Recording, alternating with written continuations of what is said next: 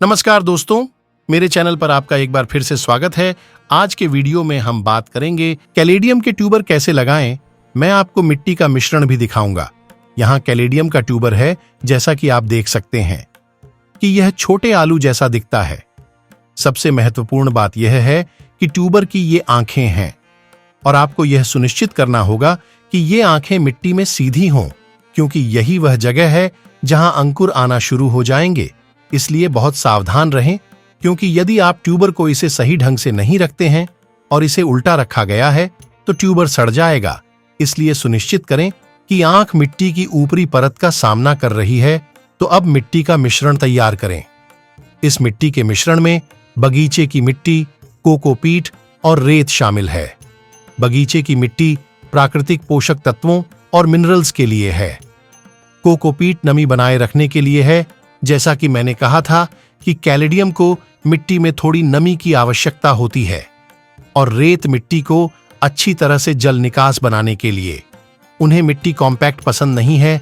आप अपनी पसंद की किसी भी रेत का उपयोग कर सकते हैं, रिवर सैंड या निर्माण रेत। अब हम सभी चीजों को अच्छी तरह से मिला देंगे। अब यहाँ मैं 4 इंच के गमले का उपयोग कर रहा हूँ। याद रखें कि कैलेडियम को बड़े गमले की जरूरत नहीं है। बहुत से लोग सोचते हैं कि बड़े गमले का उपयोग करने से कैलेडियम की पत्तियां बड़ी हो जाएंगी। यह सही नहीं है। उम्र के साथ कैलेडियम की पत्तियां बड़ी हो जाएंगी, और इसके अलावा जब ट्यूबर बड़े हो जाते हैं तो कैलेडियम की पत्तियां भी बड़ी आएंगी और ट्यूबर को बड़ा होने में कुछ साल लग जाते हैं। अब हमने मिट्टी भर दी है। अब ध्यान से देखें कि ट्यूबर को कैसे रखा जाए। आप देख सकते हैं कि आंख ऊपर की ओर है, इसे रखने की जरूरत है।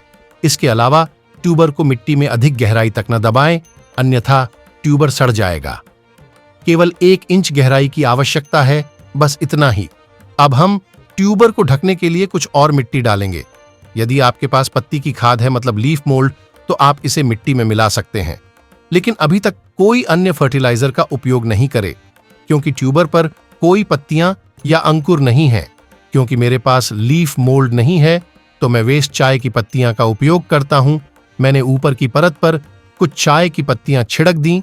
यह भी लीफ मोल्ड की तरह ही काम करता है, और वेस्ट चाय की पत्तियां में अच्छी मात्रा में NPK मौजूद है।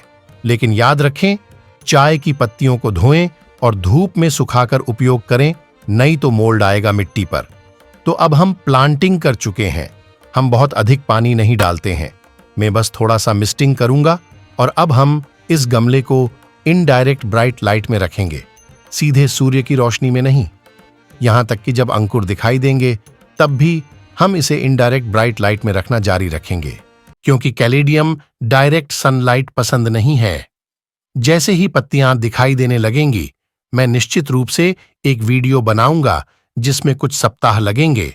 तो दोस्तों, अगर आपको वीडियो पसंद आया तो लाइक बटन दबाएं और सब्सक्राइब करना न भूलें। तब तक मैं आपकी अनुमति चाहता हूं। अगले वीडियो में मिलते हैं। अपना ख्याल रखें, और आपके समय के लिए धन्यवाद।